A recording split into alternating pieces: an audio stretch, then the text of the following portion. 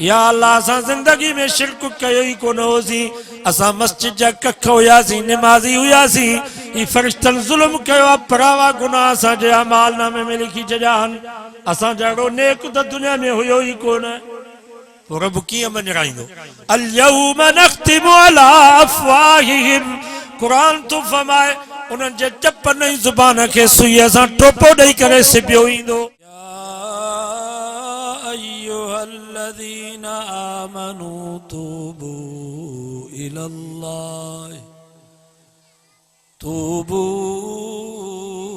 इलल्लाहि तौबतन नसूहा। सदक़ल्लाहु व सदक़ रसूलुहुन नबियुस सादिकुल अमीन व नहनु अला ज़ालिका लमिनश शाहिदीन वश्शाकिरीन वल्हम्दुलिल्लाहि रब्बिल आलमीन। दुरूद शरीफ। अल्लाहुम्मा सल्लि अला मुहम्मदिन व अला आलि मुहम्मद कमा सल्लैता अला इब्राहीम व अला आलि इब्राहीम इन्नका हमीदुम मजीद। 28 सिपारे सूरत तारीम जी हिकिड़ी आयत तव्हांजे साम्हूं तिलावत कई वई आहे। इन आयत में अल्लाह ताला तौबा जो मसलो बयान फरमायो। तौबा जी माना आहे तलाफ़ी माफ़ात। इंसान जेके ग़लतियूं करे गुनाह करे उन्हनि खां पेशेमान थी करे रब जे दरवाज़े ते अचे ऐं इक़रार करे या अल्लाह मां ॾोही आहियां, मां गुनाहगार आहियां, ऐं वाइदो करे त आईंदा गुनाह न कंदुसि। पहिरें नंबर ते एतिराफ़ जुर्म माना ॾोह मञे। ॾोह मञण बि बहादुरी आहे। ही जेके चोर पुलिस जे 7 पुत्रनि ते पुलिस नक में नकेली विझंदी अथनि, ऊंधो टंगींदी अथनि, पोइ बि ॾोह न मञींदा आहिनि। तव्हां सम्झंदा हूंदव इहे बहादुर आहिनि। न बाबा, इहा बुज़दिली आहे। बहादुर आहे जेको चवे मां ॾोह कयो आहे, जेका सज़ा ॾियो मां हाज़िर। अवां ईअं असांजो कंहिंसां जहिड़ो थींदो आहे पोइ जवाबदार धुर ठाह जूं ॻाल्हियूं कंदी। पोइ फरियादी धुर चवंदी आहे बाबा ॾोह मञो त ॻाल्हियूं कयूं। जेको ॾोह मञींदो ई कोन उन सां कहिड़ियूं ॻाल्हियूं। असांखे बि उहो माण्हू वणे थो जेको ॾोह मञे थो। अल्लाह ताला खे बि उहो बानो पसंदि आहे जेको रब जे आॾो पंहिंजो ॾोह मञे। हदीसनि जे किताबनि में अचे थो शाबुन आतिम मुसरिफुन अला नफ्से। फरमायूं बनी इसराइल में हिकिड़ो नौजवान हुयो जंहिंजी पूरी ज़िंदगी गुनाहनि में गुज़री वई। ज़िंदगी में हिकिड़ी बि नेकी न कयईं। एॾा गुनाह कई, एॾा ॾोह कई जो अख़रजूहु मिन बैनिहिम मिन सूइ फ़ेल। शहर वारा तंग थी पिया, फ़ैसिलो कयूं त हिनखे शहर मां कढोसि। जरगो करे शहर निकाली ॾिनऊंसि। जंगल में बयाबान में अकेलो रहंदो हो। फलम्मा हज़रतुल वफ़ात। हदीस में अचे तो जॾहिं वो गुनाहगार बानो फौत थियो। फ़अौहा इला मूसा। अल्लाह ताला हज़रत मूसा अलैहिस्सलाम ॾे वही फरमाई, मूसा जी मुंहिंजा मौला इन्न वलियम मिन औलियाई हज़रहुल मौत। मूसा फलाणी जाते जंगल में मुंहिंजो हिकिड़ो दोस्त मरी वियो आहे, मुंहिंजो हिकिड़ो यार फौत थियो आहे। फ़हज़ुरहु, जल्दी करो ते पहुच। वग़स्सिलहु, उन मुंहिंजे दोस्त खे गुस्ल बि तूं करा। वसल्लि अलैहि, उन मुंहिंजे यार जी जनाज़े जी नमाज भी तूं पढ़ा। वकुल्लि मन कसुर इस्यानुहु यहज़ुरु जनाज़तहु लअग़फ़िरु लहुम। ऐं पूरी बनी इसराइल कौम में ऐलान कर त त जेको भी गुनाहगार मुझे ने दोस्त जे जनाज़े में शरीक थींदो मां रब जनाज़े पढ़ण वारनि जा गुनाह माफ़ कंदुसि। कॾहिं जनाज़ा भी अहिड़ा हूंदा अगन जनाज़नि में माण्हू हाज़िर थी हूअं भी मुसलमान जो मुसलमान ते हक़ आहे त जनाज़े में ज़रूर शरीक थिए। कोशिश कयो जनाज़े के कुल्लो भी ॾियो कब्रिस्तान ताईं भी जनाज़े सां गॾु हलो छो त अॼु इन जो वारो आहे सुभाणे असांजो वारो भी ईंदो। ऐं हदीस में भी अचे तो बुखारी शरीफ में हदीस आहे मुंहिंजे नबी फरमायो मन शहीदल जनाज़त हत्ता युसल्ली अलैहि फलहू कीरात। मुझे महबूब फरमायो जेको का मुसलमान जे जनाज़े में हाज़िर थियो हत्ता युसल्ली अलैहि जनाज़े जी नमाज पढ़ई फलहू कीरात जगो हिकड़ो सोन जो कीरात अल्लाह जे रस्ते में खैरात कई। वमन शहीद हत्ता युदफन मुझे नबी फरमायो जेको जनाज़े जी नमाज खां बाद वरी जनाज़े के कुल्लो ॾेई कब्रिस्तान ताईं भी आयो हत्ता युदफन जनाज़े जे दफन करण में भी शरीक थियो मिट्टी जा बुक भरे कोडर जा लपा भरे कब्र में विधई फरमायो कान लहू कीरातान जग बसो न जा कीरात अल्लाह जे रस्ते में खैरात कई। कील लहू मल कीरातान या रसूल अल्लाह साहबाज कैसे कीरात छान मुझे नबी फरमायो मिसलल जबलैनिल अज़ीमैन। समझो सुभान जबल समझो था अजीम भी समझो था फरमायो मिसलल जबलैनिल अज़ीमैन। कीरात जो नबी से तफसीर फरमायो जेको का मुसलमान जे जनाज़े में हाज़िर थियो जनाज़े जी नमाज पढ़ई वरी कब्रिस्तान ताईं भी आयो जनाज़े जे दफन करण में भी शरीक थियो फरमायो जण ब वॾा जबल सोन जा अल्लाह जे रस्ते में खैरात कई जनाज़े पढ़ण वारे खे एॾो सवाब थो मिले।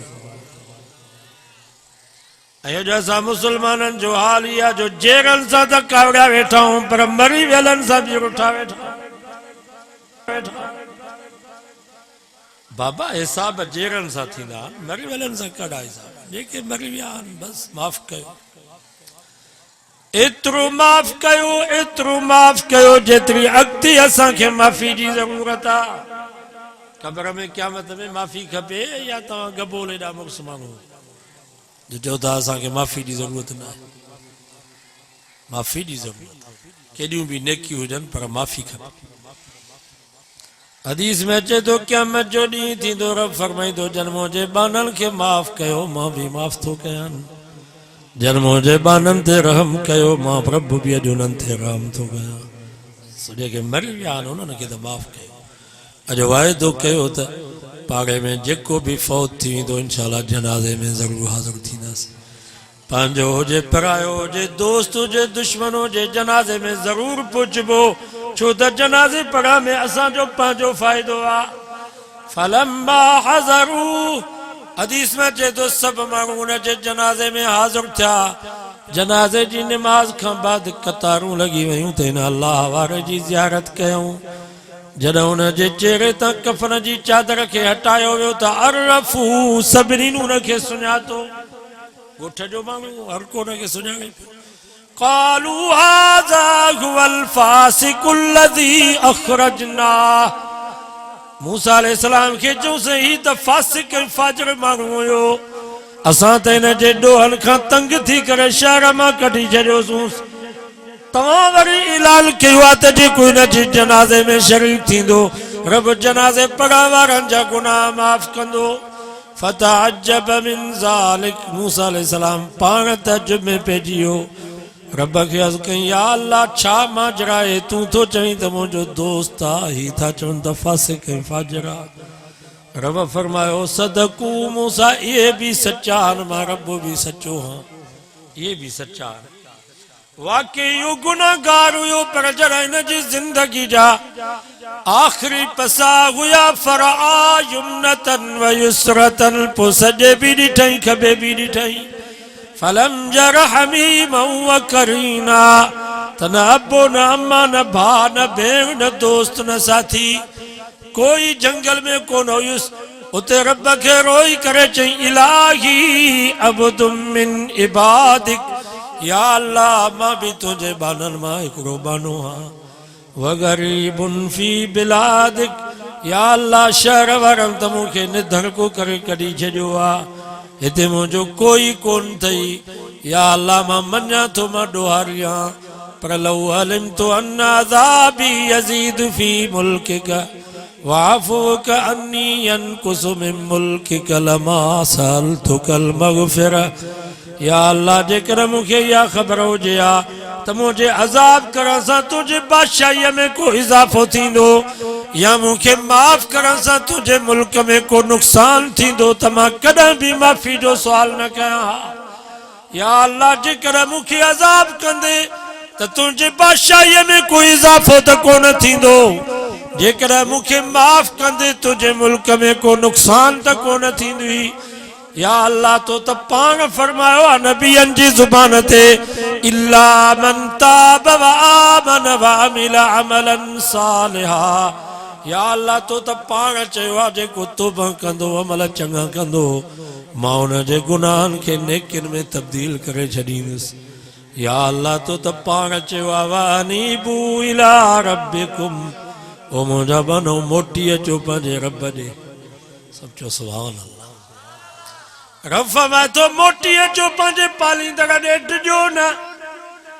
मां तव्हांजो पालींदड़ आहियां पीउ मां तव्हांखे एतिरो कोन पालियो आहे जेतिरो मां रब तव्हांखे पालियो आहे तव्हां अम्मा जे पेट में हुयो चौबाज़ रस्ता बंदि हुया रब फरमाए थो उते बि तव्हांखे मां पियो पालियां वरी जॾहिं अम्मा जे पेट मां तव्हां ॿाहिरि निकिता न तव्हांखे ॾंद न ॾाठूं न गोश्त पिया खाई सघो न मानी पिया चॿाड़े सघो वहदैनाहु नजदैन वरी तव्हांजे अम्मा जे छातीअ में ॿिनि खीर जे नरुनि जो इंतज़ाम बि तव्हांजे लाइ मां कयो तव्हांजी मां त तिंजणे में ॿधी करे हिकिड़ो हथु बचे खे मथे जे हेठां ॾींदी आहे ॿियो हथु हुन जे पेशानी ते ॾेई करे बुबड़ो न जे वात में विझंदी आहे अल्लाह से फरमाए वल्लज़ी क़द्दर फहदा ओ इंसान तुंहिंजी मात रुगो एतिरो कयो जो बुबड़ो तुंहिंजे वात में विधई बाक़ी ही केर पियो तोखे सबक ॾे त हिन अम्मा जे बुबड़े खे ज़ुबान जे मथां तारूं जे हेठां रखी करे चुस्कारो ॾींदुसि त खीर अची वेंदो अल्लाह से फरमायो वल्लज़ी क़द्दर फहदा इहो खीर जे चूसण जो सबक ॾियण वारी तुंहिंजी मां कान हुई मां रब हुयोसीं वानीबू इला रब्बिकुम रफ़मदो मोटीअ जो पंहिंजे पालींदड़ ॾे डिजो न बाबा पुट जो पीउ मूंखे परचाइण जे लाइ ईंदो आहे त डिजंदो आहे मूंखे परचाइण जे लाइ ईंदो आहे त डिजंदो आहे त अबो मां मूंखे मारींदा अबो मां त ख़ुशि थींदा न पुट जो अचे पीउ मूंखे चवे बाबा हाणे मां तौबा थो कयां मां सुधरी वेंदुसि तव्हांजी फर्मा बरदारी कंदुसि त अबो मां ख़ुशि थींदा की न खुदा जी ज़ात जो कसम नाफरमान पुट जॾहिं पीउ मूंखे परचाइण जे लाइ ईंदो आहे त पीउ मूंखे एतिरी ख़ुशी न थींदी आहे जेतिरी रब खे ख़ुशी थींदी आहे जॾहिं नाफरमान बानो रब खे परचाइण जे लाइ ईंदो आहे पीउ मूंखे एतिरो परचाइण सवलो कोन अथव जेतिरो रब खे परचाइण सवलो आहे अबे जे खे बि पछाड़ीअ में बाबे जे यारनि खे वठी ईंदो दोस्तनि खे वठी ईंदो बाबे जे भाइरनि खे वठी ईंदो त बाबो परचाए ॾियो अम्मा नाराज़ थी वेंदी त अम्मा जी भेण मासीअ खे वठी ईंदो अम्मा जे संगचाइण खे चवंदो त अम्मा परचाए ॾियो रफ़ा मां थो मां रब वटि मेल खणी अचण जी ज़रूरत कान्हे का न मौलवी न पीर न सैयद न वॾड़ा अकेलो अच तूं राति जे वक़्त में जंहिंमहिल सॼी काइनात निंड में सुती पई हुजे उन वक़्त में पंहिंजे नरम गरम बिस्तरे खे छॾे वुज़ू करे मस्जिद में आ मस्जिद जे कुंड में वेही करे मुंहिंजूं नेमतूं बि यादि कर त मां रब तो ते केॾा थोरा कया आहिनि वरी पंहिंजूं नाफ़रमानियूं ऐं कोताहियूं बि यादि कर पोइ तोखे रोअणो अचे त भली ॻाल्हि आहे पर फ़इलम तबकू तबाकऊ रुगो रोअण जहिड़ी सूरत कंदे तॾहिं बि मां माफ़ी ॾेई छॾींदोमांइ वानीबू इला रब्बिकुम मोटिय जो बने पालींदड़ दे इन्नल्लाह बिन्नास लरऊफुर रहीम रफ़मा तो एतिरो अब्बो अम्मा तव्हांजे मथां मेहरबान ऐं शफ़ीक़ न आहे जेतिरो मां रब तव्हांजे मथां मेहरबान ऐं शफ़ीक़ आहियां। थाणे ते वेंदो आहे माण्हू तॾहिं बि डिॼंदो आहे त मथां सूबेदार हथ खणी न हणे, वॾेरे जे उताक में ईंदो आहे तॾहिं बि डिॼंदो आहे, न त मथां सरदार पटको न लाहे। कोर्ट में माण्हू ईंदो आहे तॾहिं बि डिॼंदो आहे, मथां जज टीप न ॾे। रफ़मा तो वानीबू इला रब्बिकुम मां वॾेरो न आहियां, मां सरदार न आहियां, मां सूबेदार ऐं SP न आहियां, मां जज ऐं काज़ी न आहियां। रफ़मा तो मां तव्हांजो पालींदड़ आहियां। मोटी अचो पंहिंजे पालींदड़ ॾे माफ़ी वठो, तव्हांजो कमु आहे ज़िंदगी जे गुनाहनि जी माफ़ी ॾेई जन्नती बना। मां अल्लाह जो रब फमा लौ सालनी फिल मुज़निबीन मिन अहलिल अर्ज़ मूसा इन गुनाहगार बाने जो यो एतराफ़ जुर्म या आजिज़ी मूंखे एॾी वणी वई जेकॾहिं इहो गुनाहगार पूरी रोए ज़मीन जे गुनाहगारनि जे लाइ माफ़ी वठी आ त मां सभिनी खे अॼु माफ़ करे छॾियां। ख़ुदा जो वास्तो त रब जे ॾाढो ॾोह मञो, जेको हिते मञे थो उते बि मञींदो क़यामत जे। हिते मञो ॾोह मञो माफ़ी वठो उते भी मनी। हदीस में अचे तो जेको बानो तौबा तो करे माफ़ी तो वठे ॾोह मञे थो क़यामत जो ॾींहुं थींदो अल्लाह ताला पंहिंजी सतारी वारी चादर में ढकींदुसि। सब चो सुभान अल्लाह। जे हिन जे पीउ खे बि ख़बर न पए त मुंहिंजो पुट को ॾोह कयो आहे, हिन जे पुटनि खे बि ख़बर न पए त बाबे को ॾोह कयो आहे, दोस्तनि खां ज़ाल खां अबे अम्मा खां उस्तादनि खां मुर्शिदनि खां लिकाईंदुसि। हदीस में अचे तो पोइ रब सतारी वारी चादर में ढके करे फरमाईंदुसि बाना ॿुधा फलाणो गुनाह कयो ई, चवंदो हा मुंहिंजा अल्लाह मञा थो मां कयो। फलाणो गुनाह चवंदो या अल्लाह मञा थो इहो बि कयो। जेको हिते मञे थो त उते बि मञींदो, हिते जेको चए थो त मां कहिड़ो ॾोह कयो उते बि न मञींदो, हर गुनाह मञींदो। हदीस में अचे तो पोइ रब जो रहम जोश में अची वेंदो। अल्लाह साईं फरमाईंदो मुंहिंजा बाना दुनिया में बि तो पंहिंजो ॾोह मञियो माफ़ी वतई हाणे बि मञींदो, वञ दुनिया में बि ढकियो मां हाणे बि ढकियांदो, वञ जन्नत में मथां कंहिंखे ख़बर न पवे त इहो ॾोहारी आहे। अल्लाह रब जहिड़ो केरु थी, रब जहिड़ो महिरबान केरु। हिते जेको ॾोह नथो मञे उहो क़यामत जे ॾींहुं बि न मञींदो। ववुज़िअल किताब फतरल मुजरिमीन मुशफिकीन कुरान तो फरमा जॾहिं अमाल नामो खोलियो वेंदो, सहीफ़ो खोलियो वेंदो, गुनाहनि जो दफ़्तर खोलियो वेंदो त माण्हू उते रब खे चवंदा वल्लाहि रब्बिना मा कुन्ना मुशरिकीन, या अल्लाह असां ज़िंदगी में शिरक कयो ई कोन होसीं, असां मस्जिद जा कख हुयासीं, निमाज़ी हुयासीं, ई फ़रिश्तनि ज़ुल्म कयो आहे, परावा गुनाह असांजे अमाल नामे में लिखी छॾिया आहिनि, असां जहिड़ो नेक त दुनिया में हुयो ई कोन। पोइ रब कीअं मञाईंदो अल-यौम नख़्तिमु अला अफ़वाहिहिम, क़ुरान तो फरमाए उन्हनि जे चपनि ऐं ज़ुबान खे सुईअ सां टोपो ॾेई करे सिबियो ईंदो, वात बि बंदि थी वेंदो।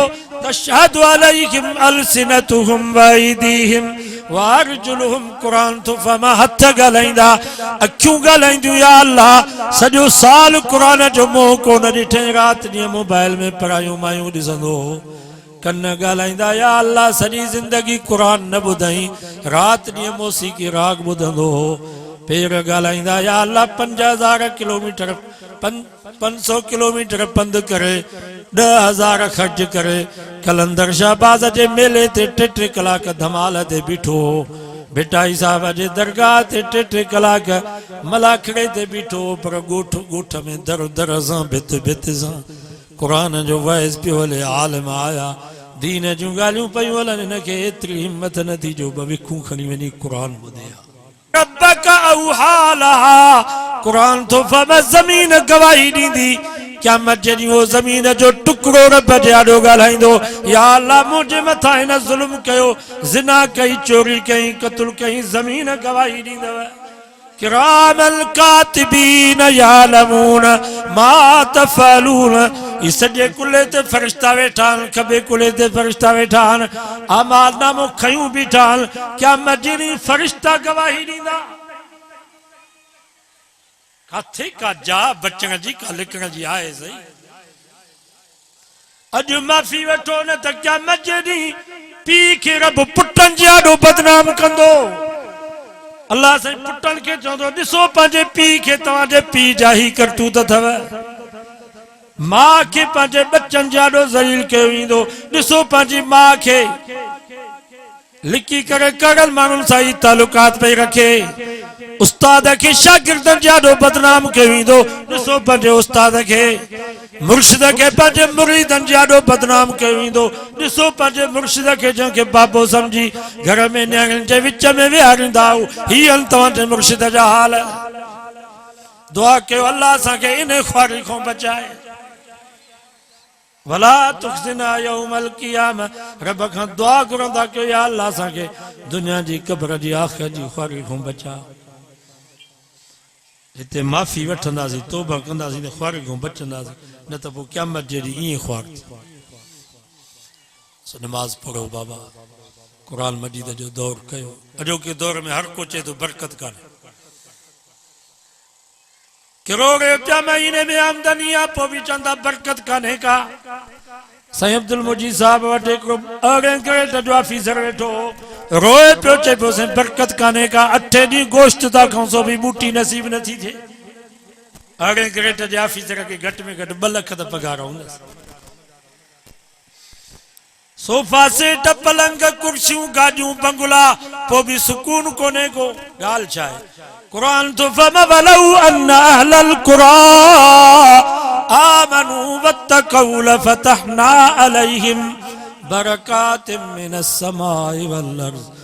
रब फरमा जेकॾहिं ॻोठनि जा ॻोठ, शहरनि जा शहर सभु मोमिन बणिजी वञनि, रब ते ईमान ऐं यकीन इन्हनि जो कामिल हुजे, वत्तकऊ गुनाहनि खां बची वञनि, तक़वा इख्तियार कनि, लफतहना अलैहिम बरकातिम मिनस समाई वल अर्ज़। मुंहिंजो वाइदो आहे आसमाननि ऐं ज़मीनुनि जे बरकतुनि खे न खोलियां त मां ख़ुदा ख़ुदा ई न। बरकत ॾिसी त मदरसे में ॾिसो। साईं अब्दुल मुजीब उन ऑफिसर खे चयो त तालिबनि जो चकर ॾेई आ। तालिब पिया मानी खाइनि। हर तालिब जे अॻियां थाल में सॼो गोश्त भरियल, नंढो गोश्त बाकरो। वरी साईं वठी आयसि त बोरची खाने जे भरिसां ॿियो बकर ॿधो पियो आहे। साईं फरमायो अञा वेठा ई हुयासीं त वरी 2 हमरा ॿिया आया मोटरसाइकिल ते, विच में बकर खणी आया। चई साईं तालिबनि खे तव्हां 15 ॾींहं बि गोश्त कोन था खाओ, मदरसनि में वञो रोज़ानो तालिब गोश्त। या क़ुरान जी बरकत। असांजो ईमान यकीन इहो बणियो आहे, थोरी तकलीफ़ थी थिए त भॼूं था फार वारे वटि, तावीज़ी मुल्ला ॾे भॼंदासीं। मूंखे ॾिस अलाए छा थी वियो आहे, वाड़े में अलाए कहिड़ो रतो हारे वियो आहे। बीमारी वञे ई कान थी, केॾी महिल मेंह थी मरे, केॾी महिल ढगी थी मरे, मेंहूं खीर में खुटी वियूं, चुल्हे में अलाए कहिड़ो तावीज़ विझी वियो आहे, घर मां बीमारी वञे ई कान थी। मुंहिंजे लटनि में अलाए कहिड़ो सुआई सुयूं टुंबे वियो आहे, मां कारोबार में पोइते थी वियो आहियां। मेहरबानी कर किताब त पटे ॾिस। मुंहिंजे नबी फरमामन अता काहिनन, जेको भोपे वटि वियो त ॾिस त मूं ते जादू आहे, मूं में तावीज़ पियल आहिनि, मूं में बुत पियल आहे, कंहिं मूं सां ड्रो कयो आहे। नबी साईं फरमा 40 ॾींहं 40 रातियूं न फर्ज़ी इबादत क़बूल, न नफ़ली इबादत क़बूल, न निमाज़ क़बूल, न रोज़ो क़बूल। नबी साईं फरमायो भोपो जेको तव्हांखे चए थो त तोते जादू आहे, तो में बुत पियल आहे, तो में तावीज़ पियल आहिनि, तोसां वॾो ड्रो थियो आहे। मुंहिंजे नबी फरमायो भोपो जन्नत में त कोन ईंदो, पर जन्नत जी बूई बि नसीब न थींदसि। इहो मरंदो त बग़ैर ईमान जे मरंदो, हिन जो ख़ात्मो ईमान ते न थींदुसि। नबी साईं खे ख़बर पई त मूंखे जादू थियो आहे मूं ते, हालांकि नबी साईं ते जादू थियो हो की न, नबी साईं खे ख़बर नथी पए, साहबा खे ख़बर नथी पए त साईं जन खे तकलीफ़ छाजी आहे। अल्लाह ॿुधायो हिननि खे कीअं ख़बर पई त तोते जादू आहे, तो में तावीज़ पियल आहिनि, तोसां ड्रो थियो। वसद्दक़हू, वरी उनखे सचो सम्झंदा त तूं सच थो चईं। नबी साईं फरमा मां मोहम्मद हिन खां बेज़ार आहियां, इस्लाम सां हिन जो कोई वास्तो कोन्हे। हाँ तव्हां ॿुधायो त असांजो ईमान आहे रब ते? असांजो ईमान त तावीज़ी मुलनि ते आहे, भूपनि ते असांजो ईमान आहे। पिंड त न मागेचनि खां माण्हू तावीज़ पिया लिखाइनि मुस्लमान, पिया लिखाइनि मुस्लमान।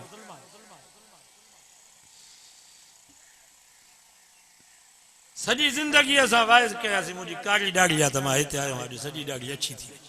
बुज़ुर्ग सभु विया हलिया, मेखो साहब वियो, डॉक्टर साहब वियो, रिंद साहब वियो, मौलाना गुल हसन गबूल साहब वियो, मौली मोहम्मद ईसा टांगरी वियो, मौली इलाही बख्श साहब वियो, हाणे मुफ्ती अब्दुल रहीम वीचारो उहो वियो हलियो।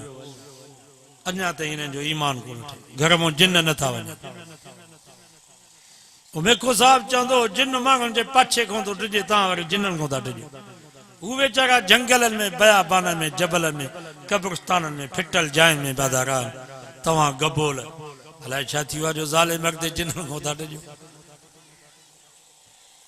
कोड़ो ईमान।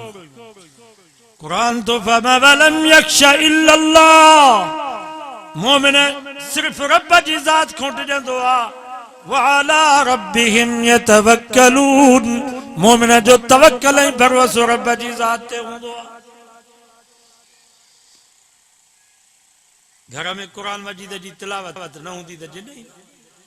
अल्लाह से फरमा या अय्युहल्लज़ीना आमनू अलैकुम अनफुसकुम ला यज़ुर्रुकुम मन ज़ल्ला इज़ा तदैतुम। सतों सिपारो सूरत माइदा तो पढ़ा, रब फरमाओ ईमान वारो पहिरे नंबर ते पंहिंजो फिक्र कयो, पाण खे बाहि खां बचायो, पंहिंजो अक़ीदो ईमान यकीन रब ते सही बनायो, पाण गुनाह खां बचो, व्याज खां बचो, रिश्वत खां बचो, ज़ुल्म खां बचो, कूड़ खां बचो, गिला खां बचो। पहिरे नंबर ते रब फरमायो पंहिंजो फिक्र कयो। इज़ तदैतुम, जेकर तव्हां हिदायत ते आयो त को बिदअती, को राफिज़ी, को हिंदू, को बागरी, को भील, को कादियानी, को दीन जो गद्दार तव्हांखे कॾहिं बि नुक़सान नथो ॾेई सघे। तव्हां पाण सुधरी वञो। कू अनफुसकुम वअहलीकुम नारा, बे नंबर ते पंहिंजे औलाद जो फिक्र कयो, पंहिंजे बच्चनि खे निमाज़ी बनायो, नियाणियुनि खे निमाज़ी बनायो, घर में ईमान ऐं यकीन उन्हनि जो पुख़्तो बनायो, उन्हनि खे अमल सालिह जो पाबंद बनायो, औलाद जो फिक्र कयो। अॼु चङा भला असांजा मौलवी औलाद निमाज़ कोन थो पढ़े पियो, 7 महीना बैरून दुनिया में हलिया वियासीं, रात ॾींहुं वाइज़ ऐं तबलीग पिया कयूं, ज़ाल पर्दो नथी करे। असांखे ॿियनि जो फिक्र लॻो। क़ुरान तो फरमा पंहिंजो फिक्र कयो, पाण खे बाहि खां बचायो, पंहिंजे बच्चनि खे बाहि खां बचायो। अॼु वाइदो कयो त घर में क़ुरान ऐं निमाज़ वारो माहौल। सुबुह जो उथो, बच्चनि खे नियाणियुनि खे चओ बाबा निमाज़ पढ़ो, क़ुरान मजीद जो दौर कयो। हेॾे मां हिते तव्हांजे भरिसां को ॻोठ हुयो कटोहरनि जो, सुबुह जो फजर जी निमाज़ ते सॼी मस्जिद भरिजी वई। मां चयो ही वाइज़ ऐं दर्श ते आया आहिनि छा? चयोसि न, असां सभु निमाज़ पढ़ंदा आहियूं, नंढा वॾा मर्द, घर में नियाणियूं पोड़ियूं सभु निमाज़। हिते बि हर को जेकॾहिं ॻोठ वारो ईअं महिनत करे त ॿुधायो बरकत ईंदी या न ईंदी? पोइ कख बि लख आहिनि, पोइ मिटी में हथु विझो त मिटी बि सोन। घर में निमाज़ न हूंदी, क़ुरान जी तिलावत न हूंदी त पोइ अलाह जी लानत पई। मां तव्हां खां पुछां थो, नबी साईं जो घर भलो हुयो या न? हालांकि मुंहिंजे महबूब जी कखाई झूपड़ी, मींहुं बि सॼो टिमे पियो, माण्हूअ जे कद जेतिरी हुन जी छत हुई, पर ख़ुदा जी ज़ात जो कसम, दुनिया जा किरोड़नि जा बंगला, तव्हांजे सरदारनि जा शाही मालात, सदारती हाउस मां पंहिंजे महबूब जो हुन झूपड़ी तो कुर्बान कयां। छो त हुन झूपड़ी ते 24 कलाक अल्लाह जी रहमत पई वसे। छो? कुरान तो फरमा वज़कुरन मा युतला फी बुयूतिकुन मिन आयातिल्लाहि वल हिकमा। असां जूं अमलियूं नबी साईं जूं बीबियूं रात ॾींहं में घर में कुरान मजीद पढ़ंदियूं, ज़िक्र कंदियूं, दुरूद पढ़ंदियूं। उन जे करे 24 कलाक हिन वक़्त ताईं साढा 1400 साल गुज़री विया। नबी साईं जे रोज़े मुबारक ते अल्लाह जी रहमत पई वसे। ख़ुदा जी ज़ात जो कसम, भली असांजो कखाऊं घर हुजे, छप्पर छन हुजे, कच्चो कोठो हुजे, लोड़ो ॾिनल हुजे, निमाज़ घर में आहे, क़ुरान मजीद जी तिलावत। असांजी अम्मा, असांजी न्याणी, असांजी अदी जे मथे ते पोती आहे, सीने ते रो आहे, 24 कलाक न झूपड़ी ते अल्लाह जी रहमत पई वसंदी। पर किरोड़नि जो बंगलो हुजे, सोफ़ा सेट हुजनि, पलंग हुजनि, मार्बल हुजे, टाइल हुजे, हिते निमाज़ न हूंदी, क़ुरान जी तिलावत न हूंदी। असांजी अम्मा न्याणीअ जो मथो उघाड़ो हूंदो सीने ते पोती न हूंदसि 24 कलाक न घर ते अल्लाह जी लानत पई वसनि अॼु वाइदो कयो नबी से फमा ज़य्यिनू मनाज़िलकुम बिस्सलाति व तिलावतिल क़ुरान पंहिंजे घरनि खे सिंगारियो निमाज़ सां क़ुरान मजीद जी तिलावत सो सभु महिनत कंदो नी बाबा वाइज़नि जो मक़सदु इहो आहे उलमा सां मुहबत रखो आलमनि जी गिला न कयो वोट ॾियो या न ॾियो तव्हांजी मर्ज़ी आहे उहे फ़ैसिला अॻिते थींदा अॻिते फ़ैसिला थींदव बाक़ी आलमनि खे गारियूं ॾींदव त पोइ दुनिया में अज़ाब मां नथो चवां नबी से फमा कुन आलिमन आलिम थियो आलिम नथा थियो मुतालिमन तालिब थियो तालिब नथा थियो मुस्तमियन ॿुधो जीअं अॼु वेठा हो ॿुधण जो बि टाइम नथो मिले त ओ मुहिबन मुहबत रखो आलिम अची विया अल्हम्दुलिल्लाह ॾाढी ख़ुशी थी अखियूं बाग बहार थी वयूं दिलि में फरहत अची वई अॼु ख़ुशी थी आहे की न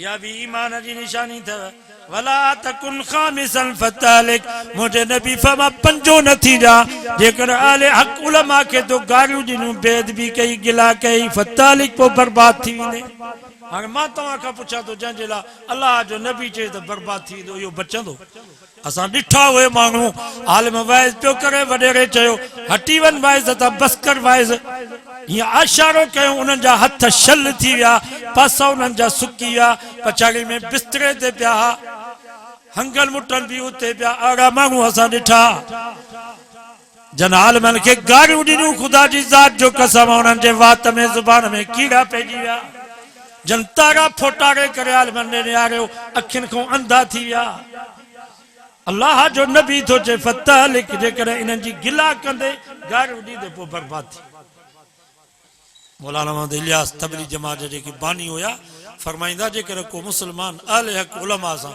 इल्म जे करे बुग़्ज़ थो रखे उनजी बेदबी थो करे हकारत सां उनखे मुल्ला करे सरू कयईं त इन जो ख़ात्मो ईमान ते न थियो बाबा एॾी वॾी ॻाल्हि आहे ईअं न कयो बाबा तव्हां पंहिंजी जमात जा हो एतिराम कयो जड़ान तड़ान असांजा हक़ जा आलम असांजा वॾड़ा अणप पढ़ियल आहे मुंहिंजो वालिद साहिबु अंगूठे छापो सही बि न ईंदी आहे 60 साल खां पोइ क़ुरान मजीद नाज़रां पढ़ियई पर तव्हां वांगुरु वाइज़ ॿुधंदा असांजे ॻोठ में असांजा उस्ताद बुज़ुर्ग ईंदा उन्हनि जा हथ धोराईंदा मानी खाराईंदा उन्हनि खे 5 रुपया 10 रुपया चंदो ॾींदा उनजो नतीजो निकितो जो अणप पढ़ियलनि जे ख़ानदान में रब आलिम पैदा कया तव्हां में पढ़ियल लिखियल माण्हू सम्झदार माण्हू तव्हांखे छा थी वियो आहे जो अहले हक़ उलमा खे था गारियूं उन्हनि जी गिला कयो नस्ल बर्बाद थी वेंदो पछाड़ीअ में क़बर ते को कुल पढ़ण वारो न मिलंदो मांझी जहिड़ा बदमाश चपड़ियूं यकतारा क़बरुनि ते वॼाईंदा उलमा जी ख़िदमत कंदव एतिराम कंदव इंशाअल्लाह तव्हांजे ख़ानदान में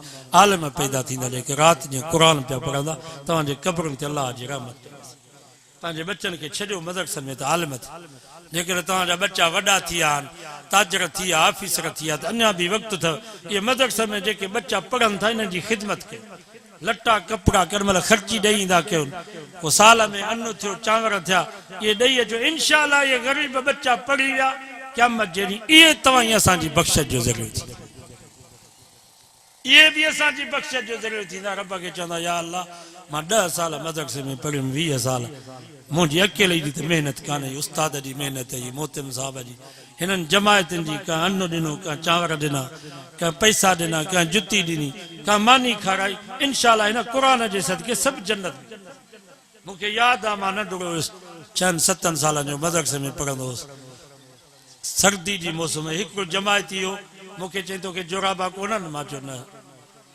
अल्लाह अकबर ॿिए ॾींहं ते जोराबनि जी जोड़ी वठी आयो हालांकि उन वक़्त में 100 रुपया या 2 रुपया पई जोड़ी मिले ये 81-82 जो दौर आहे एॾी ख़ुशी थी जोराबा जो पातम अञा ताईं उहो मूंखां विसरे नथो त 2 रुपए जी जोड़ी मूंखे जोराबनि जी वठी ॾिनई हालांकि उहो मरी वियो अब्दुल शकूर जो नालो पंजाबी हुयो अञा ताईं मूंखां विसरंदो न जॾहिं जोराबा पायां त हू यादि अची वियो दिलि मां दुआ निकिरी बाबा इन्हनि खां दुआऊं वठो इहे अलाह वारा अथव अहलुल क़ुरान हुम अहलुल्लाह इन्हनि जी ख़िदमत कंदा कयो साल ते 6 महीने पाण ई ॾेई ईंदा कयो मदरसे में इनशाअल्लाह इहे पढ़ी विया क़यामत जॾहिं असांजी बख़्शिश जो ज़रियो थींदा दुआऊं बि घुरो अलाह इन्हनि इदारनि खे आबाद करे मुंहिंजो इदारो बि कमु हले थो पियो तव्हांजे ॻोठ में मां पहिरियों दफ़ो आहे चवां थो अपील थो कयां भिक्षा खां पहिरियों वॾो मदरसो ठहे थो जामियातुल हसनैन एक गरीब हो न एकड़ ज़मीन जे ॾिनो हालांकि एकड़ जी उते क़ीमत 1.5 करोड़ आहे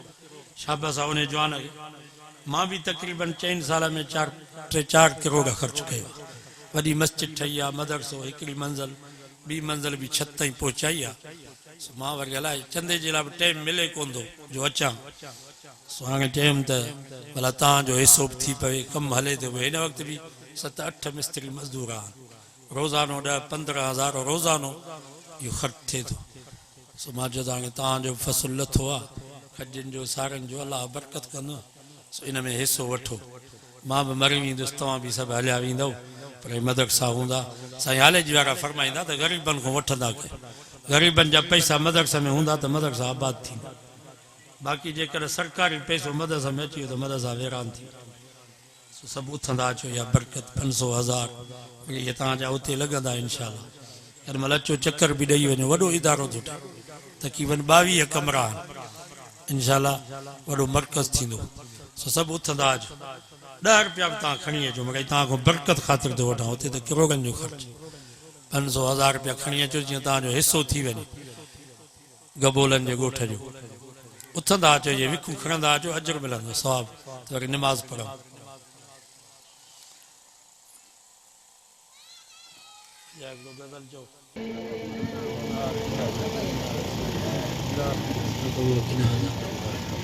या अल्लाह जेके बि वञा सुबुह खां वठी हिन वक़्त ताईं तुंहिंजो क़ुर तुंहिंजे महबूब जो फरमान ॿुधण लाइ वेठा जो कोई गर्ज़ कोन्हे तुंहिंजी रज़ा मक़सूद आहे या अल्लाह सां सभिनी खां राज़ी थी जेकी आया उन्हनि खां बि राज़ी थी जेकी न आया उन्हनि खां बि राज़ी थी या अल्लाह जेके वेठा आहिनि उन्हनि खां बि राज़ी थी जेके वीचारा हलिया विया उन्हनि खां बि राज़ी थी या अल्लाह जेके ज़िंदा उन्हनि खां बि राज़ी थी जेके असांजे हिन ॻोठ जा वॾड़ा नंढड़ा मर्द औरतूं ईमान सां फौत थी विया आहिनि उन्हनि खां बि राज़ी थी जन दोस्तनि जी दीनी प्रोग्राम रखियो आहे ख़ैरात कई आहे या अल्लाह उन्हनि जी महिनत खे हिम्मत खे जज़्बे खे तावन खे ख़ैरात खे क़बूल फरमा उन्हनि जे ज़िंदगी में सिहत में रिज़्क़ रोज़ी में अमल साले में ईमान में औलाद में बरकत फरमा जेको सॼो ॾींहुं क़ुर मजीद पढ़ियो वियो दीन जूं ॻाल्हियूं कयूं आहिनि ख़ैरात कयो हिन जो सवाबु जेके बि असांजे ॻोठ जा मरहूमीन फौत थी विया आहिनि सभिनीनि जे रूहनि खे हिननि जो सवाबु पहुचा